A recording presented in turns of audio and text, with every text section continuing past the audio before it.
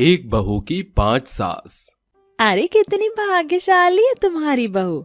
अरे इसकी तो एक साथ 5 सास है, 5।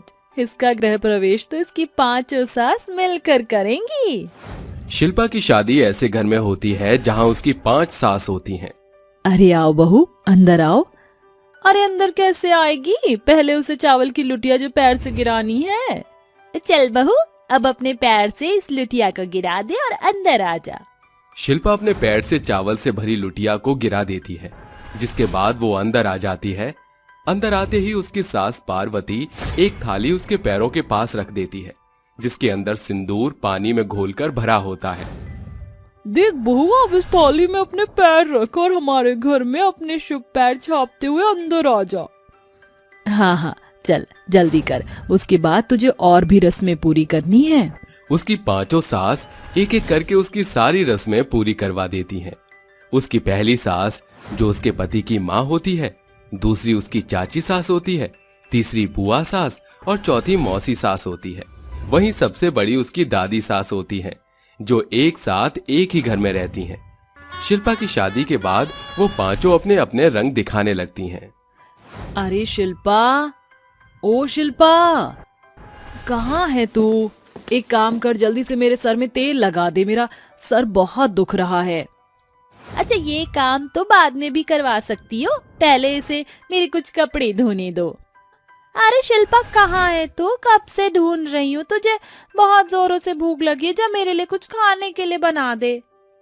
अरे ये तुम्हारा काम क्यों सुनेगी? मैं इसकी सास हूँ, पहले ये मेरा काम सुनेगी। चल बहू, मेरे साथ पापड़ बनवा ले।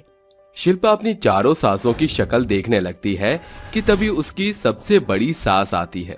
अरे बहू, तू इन सब के बीच में क्या कर रही है? चल अब जल्दी से मेरे कमरे में चल और मेरे थोड़े हाथ पैर दबा दे, बहुत दर्द हो रहा है शरीर में। शिल्पा अनुराधा के साथ जाने लगती है कि तभी वो चारों कहती हैं। ओहो, देखो तो सही, हम क्या यहाँ पागल खड़े हैं? और हम कितनी देर से अपने काम के इंतजार में खड़े हैं। अगर आप इसे ऐसे लेकर जाओगी तो हमारा काम कौन करेगा?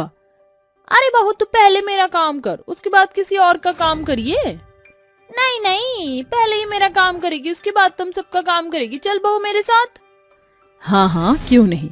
एक काम करो, इसके 5 टुकड़े कर लो और हम 5 इसे बांट लेते हैं। अरे एक वक्त में ये एक ही तो काम करेगी, पहले ये मेरा काम करेगी, उसके बाद तुम सबका एक एक काम करेगी। अनुराधा घर में सबसे बड़ी होती है, क्योंकि वो शिल्पा की दादी सास थी। इसीलिए अनुराधा शिल्पा को पहले अपने साथ ले जाती है और उससे अपने शरीर की मालिश करवाती है, जिसके बाद शिल्पा एक एक करके अपनी बाकी की 4 सासों के काम सुनती है और जल्दी जल्दी उन्हें करती है। रसोई में खाना बनाते समय शिल्पा अपने आप से बात करती है। अरे इस घर में आकर तो मुझे मेरी नानी याद आ गई है। ये 5 तो मेरे पीछे ही पड़ी रहती हैं, इन्हें तो कोई और काम भी नहीं है। जब देखो शिल्पा ये कर दे, शिल्पा वो कर दे। अरे शिल्पा कोई रोबोट है? तभी आवाज आती है। अरे शिल्पा बहू, जरा यहाँ सुनना। आई माँ जी, देखा, 1 मिनट भी चैन नहीं लेने देते। ये काम खत्म होता नहीं, दूसरा तैयार रखती है। इस तरह तो मैं काम करते करते मर जाऊंगी। शिल्पा खाना बनाकर तुरंत नंदिनी के पास जाती है। नंदिनी का काम करके निपटती है तो उसे पार्वती बुला लेती है।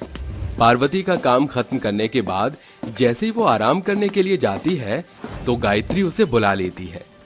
इसी प्रकार उसकी 5 सास पूरे दिन अपने काम बेचारी शिल्पा से करवाती रहती हैं। बेचारी शिल्पा भी चुपचाप उन 5 के काम करती रहती है। रात को जैसे ही वो अपने कमरे में आराम करने जा रही होती है। अरे बहू, तू सोई नहीं? चल अच्छा है, अभी तू सोई नहीं है, नहीं तो मुझे तुझे नींद से जगा कर लाना पड़ता। मेरी कमर में बहुत तेज दर्द हो रहा है, जरा आकर दबा दे। शिल्पा बेचारी अनुराधा के साथ चली जाती है और रात भर उसकी कमर दबाती रहती है। आधी रात के समय वो अपने कमरे में आराम करने के लिए जाती है। जैसे ही वो अपने बिस्तर पर लेटती है, उसकी कमर अकड़ जाती है और वो रोने लगती है। हे ऊपर वाले, ये तूने मेरे साथ अच्छा नहीं किया। एक ही घर में मेरी 5 सास है और उन्हें मेरी जरा भी कदर नहीं है। देखो तो सही, मेरे ऊपर उन्हें थोड़ा भी रहम नहीं आता। पहले दिन भर ड्यूटी, उसके बाद रात को ओवर टाइम, इनका तो काम ही खत्म नहीं होता। बेचारी रोते रोते सो जाती है, लेकिन जैसे ही सवेरा होता है फिर से उसकी पांचों सास अपना काम करवाने के चक्कर में एक दूसरे से लड़ाई करने लगती हैं। तभी घर के दरवाजे की घंटी बजती है। अरे ये तेरी चारों सासें तो लड़ती ही रहेंगी। जा दरवाजा खोल और देख दरवाजे पर कौन खड़ा है। शिल्पा जैसे ही दरवाजा खोलती है, दरवाजे पर उसका भाई आशीष खड़ा होता है, जिसे देखते ही शिल्पा बहुत खुश होती है और उसे अंदर लेकर आती है। आशीष शिल्पा की सभी सासों से कहता है, प्रणाम माताओं, क्या हुआ, कोई परेशानी है या मेरी बहन ने आप लोगों को परेशान किया है? अरे अब तुम्हें क्या बताएं बेटा, हमारे घर में काम बहुत है लेकिन तुम्हारी बहन कर नहीं पाती। एक काम करने में इतनी देर लगाती है, दूसरा काम करने की तो बारी ही नहीं आती। क्या छोड़ो, तुम यहाँ बैठो, मैं तुम्हारे लिए पानी लेकर आती हूँ। शिल्पा की पांचों सास आशीष के आगे बहुत अच्छा बनने की कोशिश करती हैं और शिल्पा की छोटी छोटी गलतियां गिनवाने लगती हैं। तभी अनुराधा आशीष से पूछती है, अरे बेटा, मैं तो ये पूछना ही भूल गई कि तुम यहाँ किस काम से आए हो? दरअसल मैं शिल्पा को लेने के लिए आया था। वो हमारे गांव में एक रस्म होती है जिसको करने के लिए शिल्पा का होना बहुत जरूरी है। ज्यादा नहीं, बस 1 महीने के लिए। 1 महीने का नाम सुनते ही वो पांचों हैरान रह जाती हैं। क्या कहा, 1 महीना? हर 1 महीने तक हम अपनी बहू को तुम्हारे यहाँ कैसे छोड़ सकते हैं? अब पुरानी रस्म है, पूरी तो करनी ही पड़ेगी। न चाहते हुए भी मुझे मेरी बहन शिल्पा को यहाँ से लेकर जाना पड़ेगा। आशीष की बात सुनकर उनके पास और कोई चारा नहीं होता, जिसके बाद वो आशीष के साथ उसकी बहन शिल्पा को भेज देती हैं। शिल्पा के जाने के बाद वो पांचों घर के काम करवाना शुरू कर देती हैं और घर के काम करके बहुत बुरी तरह थक जाती हैं। अरे ये क्या, आज हमारा पहला ही दिन था घर में काम करने का और इतने में ही हम लोग कितना थक गए। अरे बिल्कुल सही कहा, मेरी तो हड्डियां चटक रही हैं। लगता है ये सब तुम्हारी उम्र की वजह से हो रहा है। क्या कहा, उम्र की वजह से? इसका मतलब तुम क्या बहुत जवान हो? अगर तुम इतनी जवान हो तो सारे घर का काम अकेले तुम ही कर लो। अरे भला मैं अकेली क्यों करूं? मुझसे नहीं होगा इतना सारा काम। आज हमने 1 दिन घर का काम किया और हम लोग इतना थक गए हैं। अरे मुझे तो बेचारी शिल्पा के ऊपर तरस आ रहा है। जब से वो घर में आई है हमने तो किसी काम को हाथ ही नहीं लगाया और बेचारी शिल्पा अकेले ही हमारा इतना सारा काम करती है। हाँ बिल्कुल, उसके आने के बाद तो हमने नौकरानी को भी घर से निकाल दिया। बेचारी शिल्पा ने तो कभी हमसे शिकायत भी नहीं की। हमने उसके साथ बहुत गलत किया, लेकिन अब हम उसके साथ ऐसा कुछ नहीं करेंगे। जब शिल्पा वापस आएगी तो हम उसके साथ अच्छे से रहेंगे और उसे कोई भी काम अकेले नहीं करने देंगे।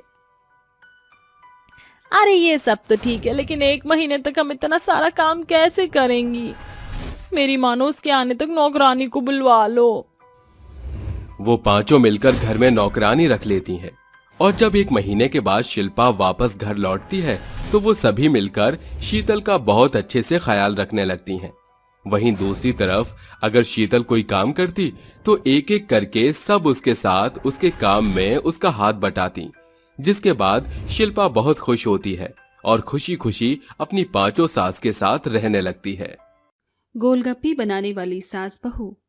माँ जी, मैंने सारा सामान तैयार कर लिया है, चलिए अब गोलगप्पे बेचने के लिए चलते हैं।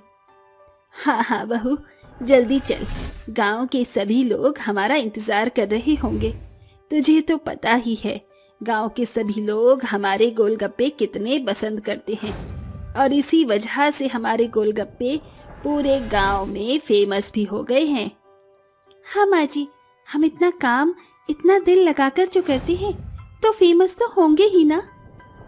गायत्री और सावित्री दोनों गोलगप्पे बेचने के लिए गांव में पहुंच जाती हैं। गायत्री और सावित्री को किसी भी चीज की कमी नहीं होती, लेकिन फिर भी वो इतने बड़े घर में रहने के बावजूद भी गोलगप्पे बेचने के लिए गांव में पहुंच जाती हैं। गांव पहुंचते ही गायत्री के हाथ में घंटी होती है जो वो बजाते हुए कहती है, आओ आओ गोलगप्पे खाओ, ऐसे गोलगप्पे कभी नहीं खाए होंगे, एकदम चटपटे और मीठे का जायका, एक बार खाओगे तो खाते ही रह जाओगे।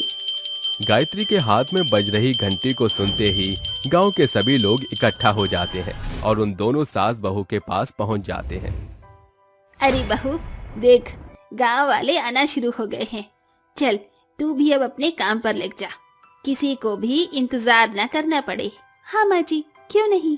गायत्री और सावित्री दोनों अपने आए हुए ग्राहकों को गोलगप्पे देना शुरू कर देती हैं, जिसके बाद सभी गांव वाले गोलगप्पे खाकर बहुत खुश होते हैं। अरे वाह भाई वाह, क्या खट्टे मीठे करारे करारे गोलगप्पे हैं, इन्हें खाकर तो सुकून आ जाता है। पूरे गांव में इन दोनों सास बहू के अलावा ऐसे अच्छे वाले गोलगप्पे कोई नहीं बनाता। अरे भाई, मैं तो सोचती हूँ ये दोनों इतने अमीर हैं, इनके पास इतना बड़ा बंगला है, किसी चीज की कमी नहीं है, और तो और इनके घर में नौकरानी भी है, तो फिर ये दोनों हमारे गांव में आकर गोलगप्पे क्यों बेचते हैं। अरे अरे पागल हो रही हो क्या, ये बात उन दोनों के सामने मत कह देना। अरे वो दोनों बहुत गुस्सा हो जाएंगे, जिसकी वजह से हमें गोलगप्पे खाने को भी नहीं मिलेंगे। हाँ हाँ ठीक है, मैं अपने मुंह से कुछ नहीं कह रही, लेकिन मैं तो बस ये जानना चाहती थी कि आखिर इतनी धन दौलत होने के बाद भी ये दोनों सास बहू हमारे गांव में आकर गोलगप्पे बेचने किस कारण से आती हैं। अरे इतनी धन दौलत होने के बाद इतना छोटा काम करना पड़े तो क्या फायदा। अरे अब जो भी हो, वो हमारे लिए इस गांव में आ रही है और हमें गोलगप्पे खिला रही है, इससे बड़ी बात और क्या हो सकती है। और तुम सीखो इनसे कि इतने अमीर होने के बाद भी इनका दिल छोटा नहीं बड़ा ही है। मीनाक्षी के कहने पर शकुंतला चुप हो जाती है, जिसके बाद उन दोनों की गोलगप्पे की दुकान पर बहुत लंबी लाइन लग जाती है। गोलगप्पे खिलाते खिलाते उन दोनों की बहुत अच्छी कमाई हो जाती है। अरे वाह बहू, देखो दिन प्रतिदिन हमारी आमदनी तो बढ़ती ही जा रही है। देखो कितना पैसा कमाया है आज हमने। हाँ माँ जी, आप सही कहती हो, बस इसी प्रकार हमें लोगों को खुश भी करना है और पैसा भी कमाना है। चलो सबको तो गोलगप्पे खिला दिए, अब हम दोनों की बारी है।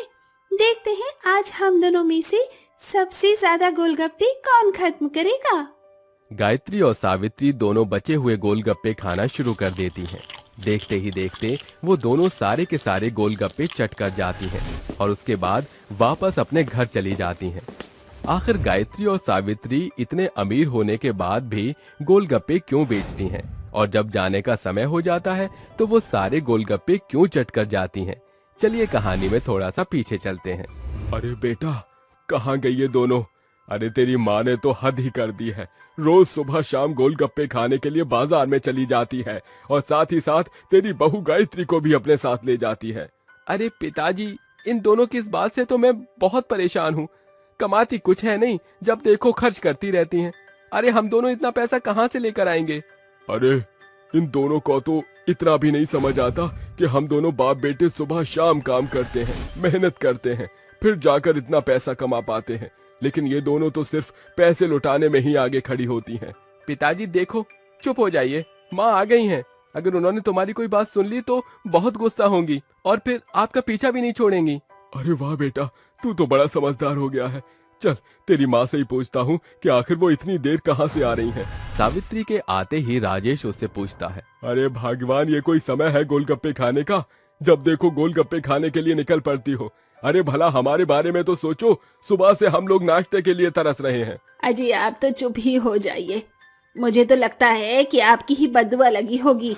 आज हम दोनों का गोलगप्पे वाला नहीं आया, इसीलिए हम दोनों वापस उदास होकर आए हैं। ये सुनते ही राजेश और अर्जुन दोनों बहुत जोर से हंसने लगते हैं, जिसके बाद सावित्री पास में रखा डंडा उठाकर दोनों को बजाने लगती है। बेचारा अर्जुन अपने पिता राजेश को अपने साथ किसी तरह बचाकर ले जाता है। वो दोनों सावित्री की पिटाई से बच जाते हैं। तभी गायत्री सावित्री से कहती है, अरे माँ जी, मेरा तो गोलगप्पे खाने का बहुत मन कर रहा है, अब हम क्या करें? अब मैं तुझे क्या बताऊं, एक काम करते हैं, YouTube ओपन करते हैं और उससे गोलगप्पे बनाना सीखते हैं। गायत्री और सावित्री दोनों रसोई में जाकर YouTube ओपन करती हैं और उसके अंदर दी हुई रेसिपी से गोलगप्पे बनाना शुरू कर देती हैं। आज तो मजा ही आ गया, हम अपने हाथ की बने हुए गोलगप्पे खाएंगे। हाँ हाँ क्यों नहीं, और इतने सारे गोलगप्पे बनाएंगे कि हम जितने चाहें उतने गोलगप्पे खा सकें। गायत्री और सावित्री दोनों मिलकर गोलगप्पे बना लेती हैं, जिसके बाद वो दोनों गोलगप्पे का टेस्ट करती हैं। आहा, क्या बात है, इतने स्वादिष्ट गोलगप्पे। अरे वाह, हमारे हाथ में तो जादू है, जादू। अरे माँ जी, आपने तो बिल्कुल सही कहा, हम तो बहुत अच्छे गोलगप्पे बना सकते हैं। आज से हम लोग बाहर से गोलगप्पे कभी नहीं खाएंगे, हम खुद ही गोलगप्पे बनाएंगे। ये सोचकर सावित्री और गायत्री दोनों सास बहू सुबह शाम लंच में, डिनर में, ब्रेकफास्ट में सिर्फ और सिर्फ गोलगप्पे ही बनाकर रखती हैं। तीनों समय गोलगप्पे खाकर अर्जुन और राजेश दोनों पागल हो जाते हैं और उन्हें कुछ समझ नहीं आता। एक दिन ब्रेकफास्ट करते समय जब राजेश गोलगप्पे खा रहा होता है तो उसे एक आइडिया आता है। अरे, जब तुम दोनों इतने स्वादिष्ट गोलगप्पे बनाती हो तो क्यों ना तुम दोनों गोलगप्पे बेचने का काम भी शुरू कर दो।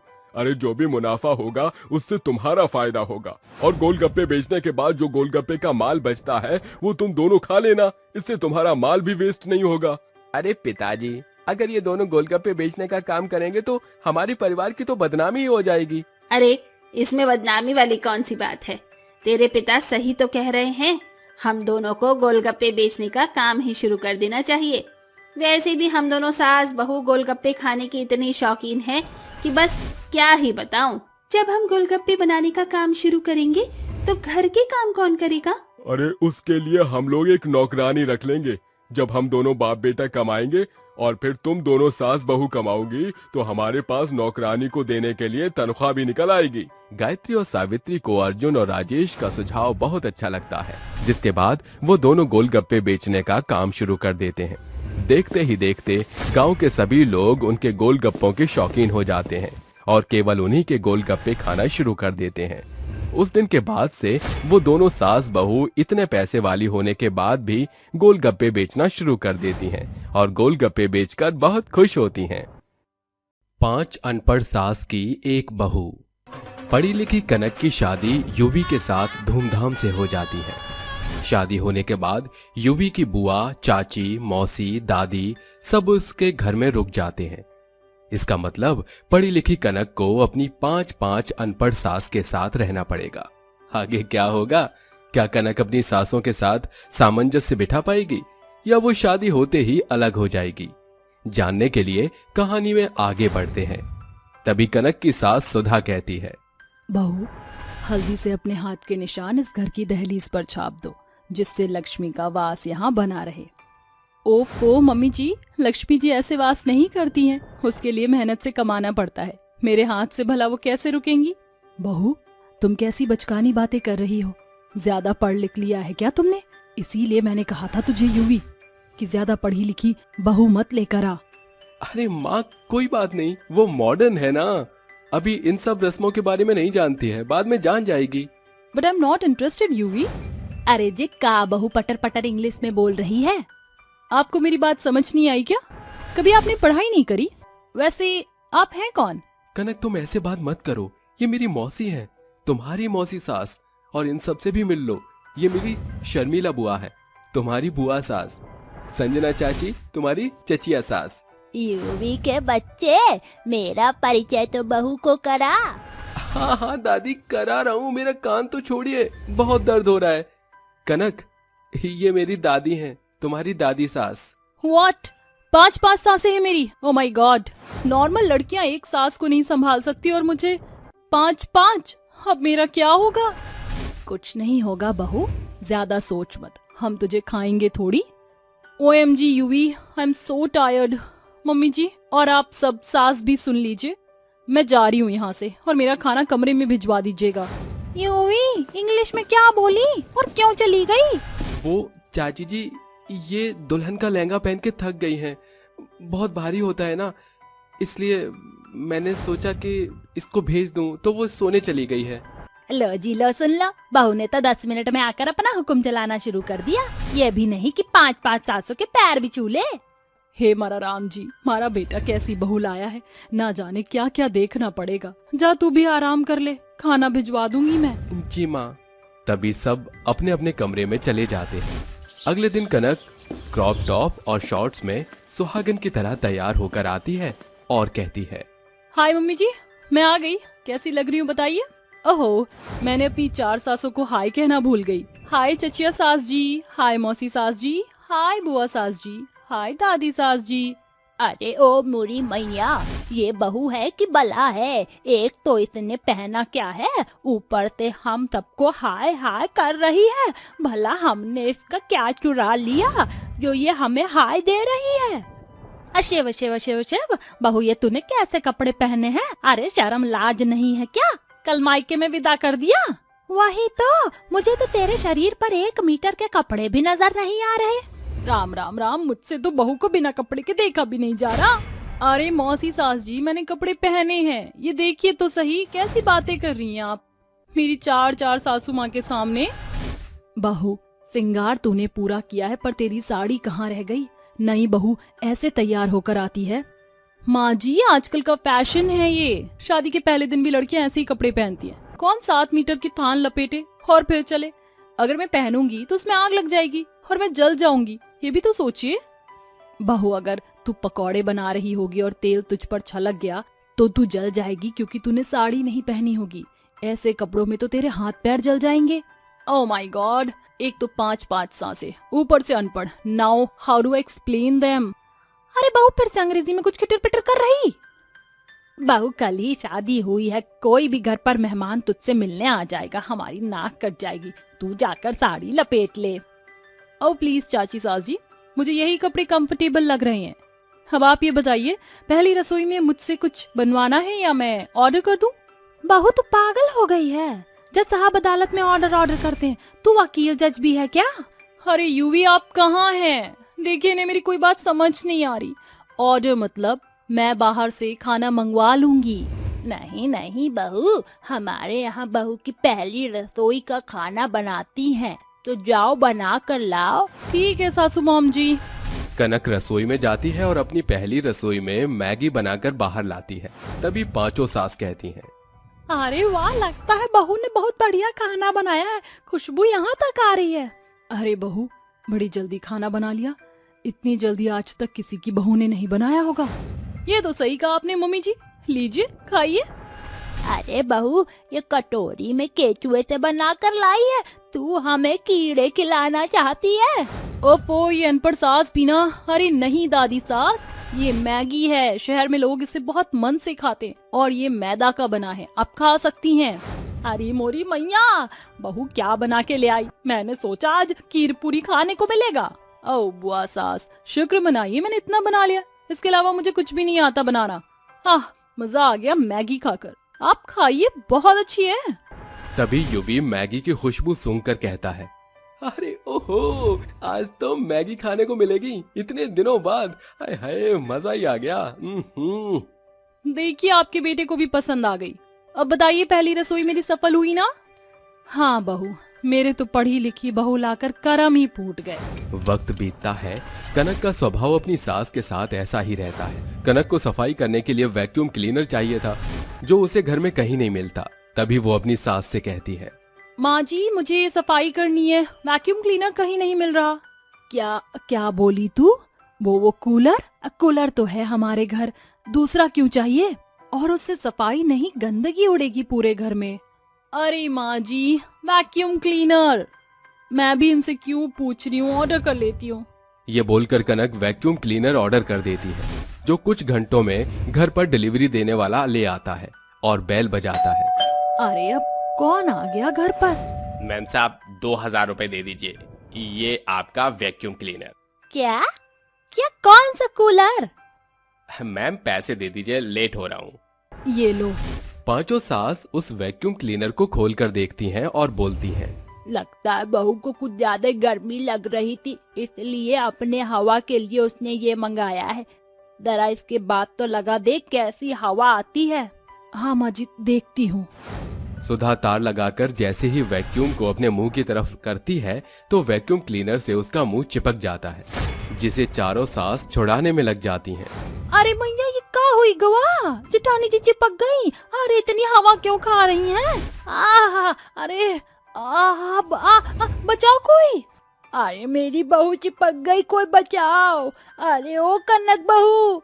तभी कनक अपनी सास को वैक्यूम से चिपका देखकर फटाफट से स्विच ऑफ करती है। माँ जी आप ठीक तो हैं? अरे जब आपको यूज करना नहीं आता तो इसमें क्यों हाथ लगाया? पढ़ी लिखी होती तो ऐसा बिल्कुल नहीं करती आप। अरे बहू तुझे शर्म नहीं आती? अपनी सास को ऐसे बोलकर देख बेचारी का कैसे मुंह चिपक गया। ये लीजिए पानी पी लीजिए। ये कहने के बाद कनक अपनी सास को कमरे में ले जाती है। अगले दिन घर में लाइट नहीं आती, जिस वजह से सुधा खंबे पर जाकर एक डंडे से तार छेड़ती है। तभी तार में करंट आता है और सुधा को बिजली के झटके लग जाते हैं, जिस वजह से वो गिर जाती है और उसका हाथ टूट जाता है। ये देखकर वो अपनी सास को फौरन हॉस्पिटल ले जाती है। तभी वो होश में आती है और कहती है, माँ जी आपकी हालत कैसे हुई? बहू मैं खंबे में तार पर डंडा मारा था, पर एक तार मेरे हाथ में आ गया और फिर करंट लगा। इसका मतलब ये बिजली विभाग वालों की गलती थी। अभी फोन लगाती हूँ। हेलो, मैं मीरा विहार से बोल रही हूँ। आपकी वजह से मेरी माँ जी को करंट लगा और उनका हाथ फ्रैक्चर हो गया, सिर्फ आपकी वजह से, क्योंकि वहाँ तार खुला हुआ था। लेकिन अगर आपने इसका मुआवजा नहीं दिया तो मैं कोर्ट कंप्लेन करूंगी। मैम सॉरी, आप एक्शन मत लीजिए, हम मुआवजा भी देंगे और वहाँ खंबे को भी ठीक कर देंगे। कनक के पढ़े लिखे होने से वो हाथ पैर में इस हादसे में अपनी सास को मुआवजा दिलवा देती है। तभी उसकी पांचों सास उसकी तारीफ करती हैं। सच में सुधा तेरी बहू तो बहुत समझदार है। पढ़ी लिखी होने की वजह से उसने अधिकारी को डांट भी लगाई और मुआवजा भी दिलवाया। ये तुमने बिल्कुल ठीक कहा। मैं फालतू में अपनी बहू को उल्टा सीधा बोल रही थी। पढ़े लिखे होने का कोई फायदा नहीं होता, लेकिन पढ़े लिखे होने का बहुत फायदा है। मुझे माफ कर दे बहू। कोई बात नहीं मम्मी जी। इसके बाद सब खुशी खुशी रहने लगते हैं और कनक साड़ी पहनकर संस्कारी बहू बनकर रहने लगी। शॉपिंग करने वाली सास बहू। सासू माँ ये देखिए, मीशो पर एकदम ट्रेंडी एक्सपेंसिव साड़ियों की सेल लगी हुई है।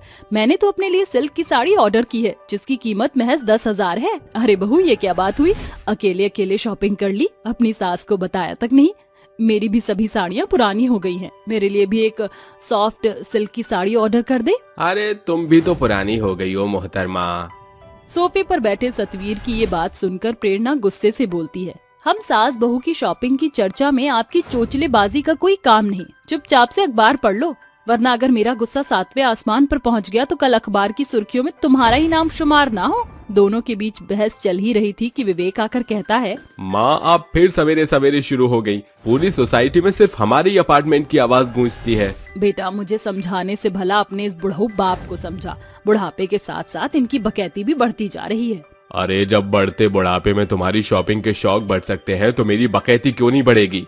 पिताजी एकदम सही कह रहे हैं। सोसाइटी के सभी के घरों में सुबह सवेरे संगीत की गूंज होती है, मगर आप दोनों सास बहू सवेरे से सांझ तक सिर्फ शॉपिंग शॉपिंग शॉपिंग किए रहती हैं। औरतों का श्रृंगार सिर्फ एक चुटकी सिंदूर तक सीमित नहीं होता। उन्हें सुंदर दिखने के लिए सैकड़ों चीज की जरूरत पड़ती है, जैसे सुंदर साड़ियाँ, महंगे मेकअप। अगर हम सास बहू शॉपिंग नहीं करेंगी तो हमारा 16 श्रृंगार कैसे पूरा होगा? बहू रानी, शॉपिंग के साथ साथ सेविंग भी जरूरी है। उम्मीद है तुम सास बहू को समझ में आ जाए। ये कहकर दोनों बाप बेटे दफ्तर के लिए रवाना हो जाते हैं और दोनों सास बहू सोफे पर पसरकर कहती है, उफ, ये टिपिकल पति जब देखो पैसा पैसा पैसा करते रहते हैं। जस्ट चिल पिल सासू माँ, पापा जी और इनके सैकड़ों सलाह के बाद भी हमारी शॉपिंग का सिलसिला बंद थोड़ी होगा।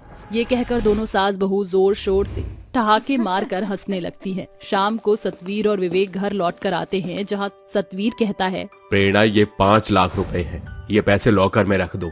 जब मुझे इसकी जरूरत लगेगी मैं तुमसे मांग लूंगा। पैसे देखते ही प्रेरणा के मन में शॉपिंग की होड़ मच जाती है और अगले दिन जैसे ही सतवीर और विवेक घर से रवाना होते हैं, पाखी कहती है, सासू माँ घर में बैठे बैठे बोरियत सी हो रही है। हाँ बहू सही कह रही है तू, सारा दिन घर में बैठे बैठे बेमन हो जाते हैं। सासू माँ क्यों ना हम दोनों शॉपिंग करने चले, सैर की सैर हो जाएगी और शॉपिंग की शॉपिंग। हाँ बहू, वैसे भी ऑनलाइन शॉपिंग करने के कारण हम दोनों पिछले 2 सप्ताह से शॉपिंग करने बाहर नहीं गए। प्रेरणा लॉकर में रखे सतवीर के सारे पैसे निकाल लेती है, जिसके बाद दोनों सास बहू शॉपिंग का सफर शुरू करती हैं। कुछ घंटों बाद, माँ जी ये रही हमारी मंजिल। DLF मॉल दिल्ली का सबसे मशहूर और सबसे महंगा मॉल है। शॉपिंग के लिए इस मॉल का नाम बेहद शुमार है। अरे अब तो मेरे पाँव नहीं ठहर रहे, चलकर शॉपिंग करते हैं। जैसे ही दोनों सास बहू मॉल के अंदर घुसती हैं, चारों ओर अलग अलग खानों में ग्रोसरी से लेकर श्रृंगार का सैकड़ों सामान शुमार होता है। सचमुच बहू, ये शॉपिंग मॉल तो बेहद सुंदर है। अरे बहू, जरा बता तो ये साड़ी मेरे ऊपर कैसी लग रही है? सासू माँ, इस सिल्क साड़ी में आप एकदम चकाचक लग रही हैं। इसे पैक कर दो। इसके बाद दोनों सास बहू आगे की ओर बढ़ती जाती हैं, जहां पाकी की नजर मेकअप प्रोडक्ट पर पड़ती है। सासू माँ, मेरा मेकअप किट बहुत पुराना हो गया, अब मुझे ये नायका का मेकअप प्रोडक्ट चाहिए। बहू, आराम से शॉपिंग कर, तेरी सास के पास पूरे 5 लाख रुपए हैं। सांझ तक भी शॉपिंग करेंगे तो भी शायद खत्म ना हो। वैसे भी ये शॉपिंग ही तो हम सास बहू का शौक है। दोनों सास बहू सैकड़ों चीजों की शॉपिंग करने में सारे पैसे उड़ा देती हैं और देर रात घर आती हैं, जहां उनके पति सोफे पर बैठे उनकी राह देख रहे थे। उनके हाथों में शॉपिंग के सैकड़ों बैग्स देखकर सतबीर कहता है, शाबाश, एक सवेर की गई तुम दोनों शॉपिंग करके अब घर आ रही हो। हमारे लाख समझाने के बावजूद भी तुम दोनों सास बहू के सर से शॉपिंग का नशा कम नहीं हो रहा। खैर, कल जो पैसे तुम्हें दिए थे जल्दी से वो पैसे दे दो। सतवीर के मुंह से पैसे की मांग सुनकर दोनों सास बहू एक दूसरे की सूरत निहारने लगती हैं। पैसों की बात सुनकर आप दोनों का चेहरा क्यों पीला पड़ गया? वो बेटा, सारे पैसे तो शॉपिंग में खर्च हो गए। क्या हुआ? तुम दोनों सास बहू ने शॉपिंग के पीछे पूरे 5 लाख रुपए पानी की तरह बहा दिए। अरे ऐसे क्यों बिगड़ रहे हो? हम दोनों सास बहू कौन सा फिजूल खर्च करके आ रही हैं? उन पैसों से ही तो हमने शॉपिंग का सारा सामान खरीदा है। आप दोनों जानती भी हैं, वो 5 लाख रुपए मेरे और पिताजी के महीने भर की कमाई थी। शायद आप दोनों को हमारी मेहनत का मोल इसलिए नहीं समझ आ रहा क्योंकि आप दोनों को गरीब की तरह मौसम की मार नहीं झेलनी पड़ती। इनफ विवेक, अरे हम सास बहू की शॉपिंग न होकर स्यापा हो रहा है। अरे शॉपिंग हम सास बहू का शौक है, चंद रुपए के लिए बखेड़ा बना दिया आप दोनों ने। बस बहुत हो गया तुम्हारा। पैसों की अहमियत क्या होती है ये तुम दोनों सास बहू को हम समझाते हैं, चलो हमारे साथ। दोनों दंपति उन्हें साथ लेकर सड़क पर रुकते हैं, जहां गोपाल नाम का एक बच्चा भीख मांग रहा था। साहब साहब साहब सुनो, मुझ पर तरस खाओ, मैंने 2 दिन से कुछ भी नहीं खाया, कुछ दे दो। देखो उस यतीम भूखे बच्चे को। पैसों की तंगी के चलते उस बच्चे का चेहरा भूख से कैसा मुरझा चुका है। उसके पास एक दाना खरीदने का भी दाम नहीं जिससे कि वो अपने पेट की आग बुझा सके। इसके पश्चात वह चारों कुछ दूरी तय करके एक मंदिर के बाहर आकर खड़े हो जाते हैं। देखो माँ, देखो पाखी, ये सारे गरीब भिखारी हैं जिनका ना कोई अता पता है न ठिकाना। इनकी भूख अमीर लोगों की भीख पर आश्रित है। एक पहर पेट भरना भी इनके लिए पहाड़ जैसा है।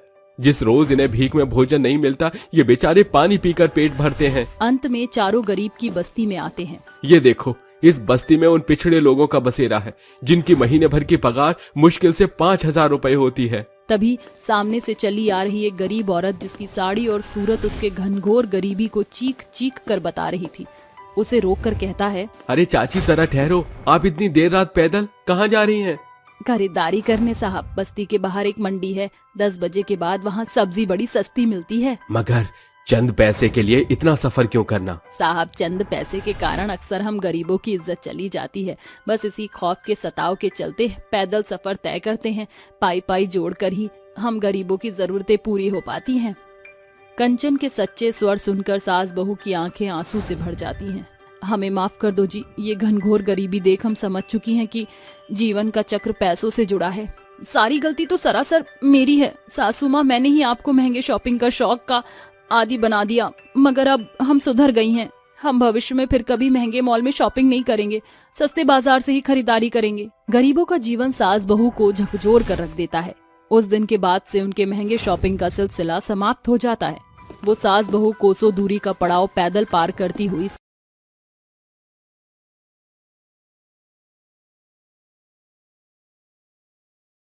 एक सास की 5 विधवा बहुओं की शादी। ईश्वर ने शांति देवी को 5 बेटों का सौभाग्य दिया था, जिनके नाम थे ब्रजेश, सुरेश, महेश, निवान और विवान। जिनके ब्याह से शांति देवी के घर 5 बहुएं आईं, जिनके नाम थे अनीता, सुनीता, ललिता, कविता और बबीता। जिनका स्वागत करते हुए शांति कहती है, बहू, अपने दाहिने कदमों से कलश को गिराकर गृह प्रवेश करो। जी सासू माँ। 5 भीतर आकर अपनी सास शांति का आशीर्वाद लेती हैं। तभी शांति कहती है, जुग जुग जियो मेरी बहुओं, दूधो नहाओ पूतो फलो। आज मेरे सालों का सपना साकार हो गया। ईश्वर ने मुझे 5 सपूतों के सौभाग्य के साथ साथ 5 सर्वगुण संपन्न बहुओं का सुख भी आज दे ही दिया। मेरी बड़ी आस थी कि मेरी बेटी हो, मगर वो पूरी ना हो सकी। पर आज से तुम पांचों मेरी बहू नहीं, मेरी बेटी हो। ये सुनकर पांचों बहू शांति से लिपट जाती हैं, जिसके बाद पांचों अपने पति के साथ शादी की शुरुआत करती हैं। समय गुजरता है। फिर एक दिन, अरे बहू, वैसे तो पांचों समय से पहले ही जाग जाती हो। कल मैंने पंडित जी को घर बुलाया है, इसीलिए सवेरे ही सारा काम समाप्त कर लेना। और हाँ, सारा खान पान सात्विक बनाना। फिक्रमंद रहिए सासू माँ, सब कुछ समय से हो जाएगा। हाँ सासू माँ, आप तो सिर्फ हुक्म फरमाइए। बस इतना ही। बहू, जरूर पिछले जन्म में मैंने कोई बड़ा पुण्य किया होगा, जो मुझे भले आचरण की 5 बहुएं मिली हैं। अगली सुबह पांचों बहू सूर्यास्त से पहले जागकर सारा कामकाज समाप्त करती हैं। तकरीबन 10 बजे पंडित जी उनके घर आते हैं। पधारिए पंडित जी। अरे कविता, बबीता, ललिता, पंडित जी का स्वागत सत्कार करो। जल्दी से जलपान का प्रबंध करो। पांचों बहू बढ़ चढ़कर पंडित जी का स्वागत करती हैं। कुछ देर बाद, पंडित जी, ये मेरे 5 बेटों की और मेरे बहू की कुंडली है। जरा देखकर बताइए कि इनका भावी भविष्य कैसा रहने वाला है। पंडित जी एकाएक सभी की कुंडली देखकर कहते हैं, अरे, बड़े दुख के साथ मुझे ये साझा करना पड़ रहा है कि आपके 5 पुत्रों के भाग्य में अकाल मृत्यु का योग है। अरे पंडित जी, ऐसा मत कहिए। यही नियति का लेख है, ब्रह्मा का लिखा कोई नहीं बदल सकता। ये सुनकर विवान गुस्से से तिल मिलाकर पंडित पर उखड़ जाता है। क्या बकता है ये पंडित? माँ आज के दौर में किस दकियानूसी बातों पर विश्वास कर रही हो? स्मरण करो शांति, तुम्हारे 5 पुत्रों के पैदा होने से पूर्व ही मैंने भविष्यवाणी की थी, जो सत्य हुआ। होनी को कोई नहीं टाल सके, क्योंकि कुंडली यही कहती है। ये कहकर पंडित वहां से चले जाते हैं और शांति की बहुएं कहती हैं, सासू माँ, इतना मत सोचिए। जिठानी जी सही कह रही हैं, ज्यादा सोचने से सीधे आपकी सेहत पर असर होगा। सासू माँ, मैंने माँ के मुंह से सुना था कि 50 किलोमीटर दूर पहाड़ी पर उमापति का मंदिर है। ऐसी मान्यता है कि जो भी सुहागन सच्चे मन से वहां जाकर पूजा अर्चना करती है, उनके सुहाग दीर्घायु होते हैं। देर किस बात की है सुरेश? ब्रजेश, बस का प्रबंध करो बेटा। जी जरूर माँ। सभी एक साथ बस में बैठकर यात्रा के लिए निकल जाते हैं, मगर दुर्भाग्यवश उनकी बस सामने से चली आ रही बस से टकराती है, जिससे बस के आगे का शीशा टूटकर चूर चूर हो जाता है और आगे बैठे 5 बेटे खाई में गिर जाते हैं। जैसे तैसे बहू और सास की जान बचती है। बेटे की बुरी मौत से शांति की आंखों में आंसुओं का सैलाब उतर आता है। क्यों क्यों क्यों क्यों विधि के विधाता, क्या मिला तुझे मेरी 5 बहुओं को सुहागन से अभागन बनाकर? उनका सिंदूर मिटाने से भला मेरी सांसें ही छीन लेता। सासू माँ, शांत हो जाइए। शायद हम 5 के भाग्य में सिंदूर का सुख ज्यादा समय के लिए नहीं था। हाँ सासू माँ, बीती बातों को भूलकर आगे बढ़ने में ही भलाई है। ऐसे ही समय गुजरता है। एक साथ 5 बहुएं एक कमरे में बातें करती हुई कहती हैं, हम 5 इस बात से भली भांति वाकिफ हैं कि हमारे पति की मौत हमारे सीने में दुखद पहाड़ की छवि छोड़ गई, मगर सासू माँ के लिए संभलने का स्वांग रचना जरूरी है। हाँ, वैसे ही सासू माँ, हम 5 बहुओं को बेवा देखकर दुखी रहती हैं। हमारा ये झूठा रुझान ही सासू माँ को शोक के सागर से बचाए हुए है। फिलहाल तो घर खर्च चल रहा है, मगर आगे के दिनों के लिए हमको कुछ करना होगा। मगर हम 5 अन्य लड़कियों के जैसे महज मैट्रिक पढ़े हैं। इतनी कम पढ़ाई में क्या हासिल होगा? क्यों ना हम 5 बहू एक साथ आगे की पढ़ाई कर लें। इसी भावी भविष्य में हमको कामकाज मिल जाएगा। अगली सुबह पांचों अपनी पढ़ाई की सोच को सास से साझा करती हैं। माँ जी, हम पांचों आगे की पढ़ाई जारी करना चाहती हैं। हाँ सासू माँ, घरेलू कामों के खत्म होने के बाद सारा दिन घर में बैठे बैठे हम पांचों ऊब जाती हैं। ये सुनकर शांति अपने मन में तोल मोल करके कहती है, यही सही है। जब इन पांचों को पढ़ाई से फुर्सत नहीं मिलेगी तो इनका ध्यान भी भटका नहीं रहेगा और ये भविष्य में आगे बढ़ पाएंगी। शांति हामी भर देती है, जिसके बाद उसकी पांचों बहुएं मन लगन से पढ़ने लगती हैं और 2 साल बाद उनकी 12वीं पूरी होती है, जिसके बाद पांचों की पढ़ाई की बदौलत उनको बड़ी सी कंपनी में काम मिल जाता है, जहां के मालिक होते हैं सेठ रायचंद। मेरी कंपनी को तुम जैसे ही होनहार स्टाफ की तलाश थी। मुझे भरोसा है कि तुम पांचों मेरी कंपनी को और आगे लेकर जाओगी। बेफिक्र रहिए सर, हम पांचों आपके भरोसे पर कायम रहेंगे। पांचों कामकाज करने लगती हैं। ऐसे ही समय बीतता है। एक सांझ जब 5 बहुएं घर आकर जैसे ही रसोई घर का रुख करती हैं, तो शांति कहती है, अरे ठहर जाओ, पांचों सारा दिन तो दफ्तर में कमर तोड़ मेहनत करके आती हो और आकर कामकाज में उलझ जाती हो। जरा 2 घड़ी अपनी बूढ़ी सास के साथ भी बैठ जाया कर। आप सभी बैठिए, मैं जाकर झटपट से चाय बना लाती हूँ। कुछ देर बाद, बहू, मुझे तुम पांचों से तुम्हारे भावी भविष्य के बारे में कुछ बातें करनी है। कहिए ना माँ जी। शांति हिचकिचाते हुए अपना गला साफ करते हुए कहती है, देखो बहू, मेरी उम्र तो ढल चुकी है, मगर तुम पांचों के सामने अभी पूरी जिंदगी पड़ी है। मैं चाहती हूँ कि तुम पांचों दूजा ब्याह रचाकर नया बसेरा बनाओ। माँ जी, ये कैसी बहकी बातें कर रही हैं आप? शायद हम पांचों बहू आपके लिए बोझ बन गई है। तुम पांचों बहू से बढ़कर मेरी बेटी हो और बेटियां एक माँ के लिए बोझ नहीं होती। तो फिर ये शादी बारात की बात क्यों? क्योंकि बहू, जिंदगी का सफर बेहद लंबा चौड़ा और सुकड़ा है, जिसे चलने के लिए साथी की जरूरत हर एक को होती है। आज मैं हूँ, मगर बढ़ते बुढ़ापे में कब आंखें मूंद लूं नहीं जानती। अरे भरी जवानी में विधवा का ये फीका लिबास इस सास के सीने पर सांप की तरह लौटता है। अपनी सास की बात मान लो बहू। ठीक है माँ जी, हम शादी करेंगी। ये मंजर समाप्त हुआ ही था कि वहाँ रायचंद मिठाई और शगुन के साथ चले आते हैं। सर, आप यहाँ क्यों अचानक से? अरे आज मैं यहाँ सर की हैसियत से नहीं, बल्कि बेटों के पिता बनकर रिश्ता लेकर आया हूँ। बहन जी, ईश्वर की दया से मेरे घर में कोई कमी नहीं है।